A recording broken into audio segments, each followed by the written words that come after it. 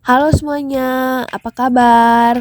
Kami harap kalian sehat-sehat ya, dan jangan lupa untuk tetap mengikuti protokol kesehatan.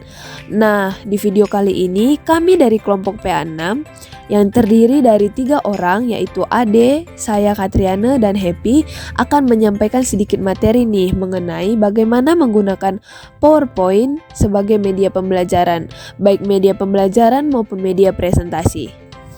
Nah, sebelum kita masuk ke dalam materi, kita harus tahu dulu nih beberapa topik yang akan kita bahas. Yang pertama adalah mengenai sejarah Microsoft PowerPoint. Yang kedua adalah mengenai fungsi dan kegunaannya. Selanjutnya adalah mengenai langkah-langkah dalam membuat presentasinya. Maka yang terakhir adalah mengenai tips-tips yang akan kami berikan. Selamat menyaksikan dan selamat belajar. Microsoft PowerPoint adalah sebuah program Office Microsoft yang digunakan sebagai media presentasi dalam bentuk slide.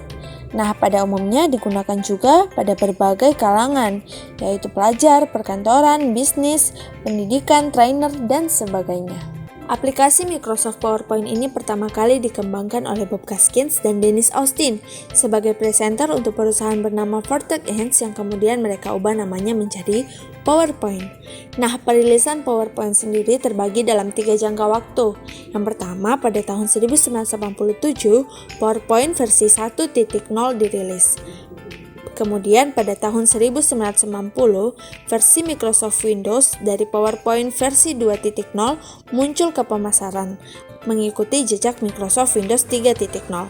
Dan yang terakhir versi terbaru adalah Microsoft Office PowerPoint 2013 atau PowerPoint 15. Nah, versi terakhir ini dirilis pada bulan Januari 2013 dan merupakan sebuah lompatan yang cukup jauh dari segi antarmuka pengguna dan kemampuan grafik yang ditingkatkan.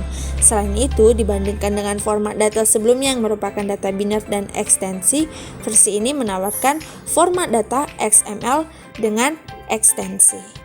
Sekarang kita masuk pada bagian fungsi dan kegunaan Microsoft PowerPoint. Yang pertama yaitu sebagai sebuah sarana yang digunakan untuk mempermudah presentasi.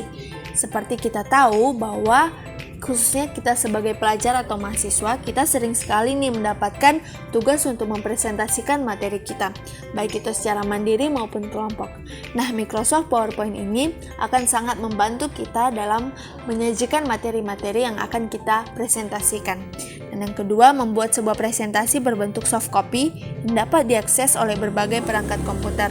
Yang ketiga, membuat presentasi dalam bentuk slide yang menarik dengan dukungan fitur audio, video, gambar, dan animasi, serta template yang akan dipergunakan sehingga para pendengar juga akan merasa tertarik dengan materi yang kita presentasikan.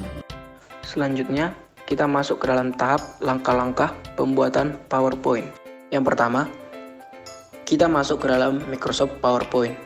Kita akan membuat slide baru dengan cara klik New, lalu pilih kontak blank presentation.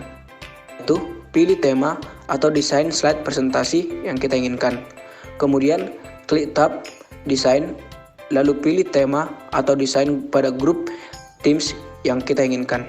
Setelah selesai, kita mulai memasukkan materi atau informasi ke dalam slide presentasi yang telah kita gunakan tadi. Berikut ini kami akan memberikan beberapa tips yang dapat digunakan untuk membuat presentasi kita lebih menarik lagi dan lebih kreatif lagi. Kita dapat menggunakan beberapa website untuk membuat presentasi kita lebih menarik dan lebih kreatif lagi.